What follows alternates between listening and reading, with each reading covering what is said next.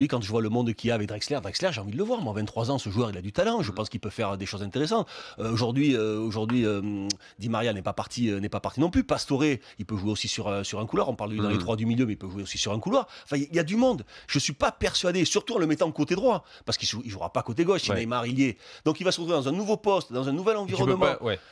Ça me paraît pas si simple. Tu peux jouer aussi différemment. Ça me paraît pas être la volonté de. Mais tout changer aussi pour jouer différemment. Voilà, il y a plein de petites choses, moi, voilà, ça me dérange dans cette façon de final, si je résume, pour l'opportunité, t'es pour l'opportunité, mais pas pour le choix sportif, voilà. Si j'ai bien compris. Moi, je serais le Paris Saint-Germain, je le prendrais parce que je pense que c'est une opportunité qu'il faut prendre. Même s'il n'en a pas besoin. Après, sur le lui, moment. je suis pas persuadé que ce soit un bon choix pour lui aujourd'hui d'aller au Paris Saint-Germain. Qu'est-ce que t'en penses, Manu? Alors pour le choix sportif, je pense que le gros coup qu'ont frappé les Qataris avec l'arrivée de Neymar ont clairement, ils ont revu leur copie par rapport à ce qui s'était passé l'année dernière où c'était planté littéralement sur le marché des transferts. Là, ils ont la guéguerre à distance avec City, avec les problèmes géopolitiques qu'on connaît. City, tu vois les sommes colossales qu'ils ont encore dépensées avec l'objectif de gagner également la Champions League.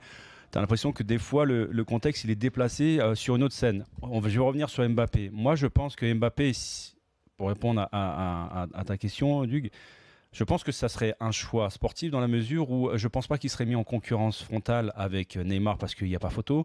Et je ne pense pas qu'il sera mis en concurrence sur le côté droit. Moi, je pense que c'est pour venir suppléer Cavani pour jouer en poste du numéro 9.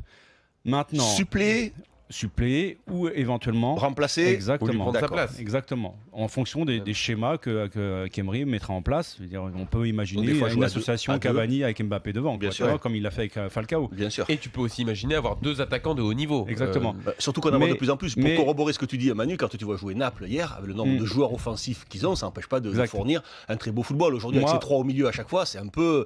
Il faut savoir évoluer aussi. Je ne pense pas que la priorité soit Mbappé. Enfin, si j'étais responsable du recrutement aujourd'hui du Paris Saint-Germain, ma priorité ne serait pas Mbappé. Ça serait plutôt un milieu défensif.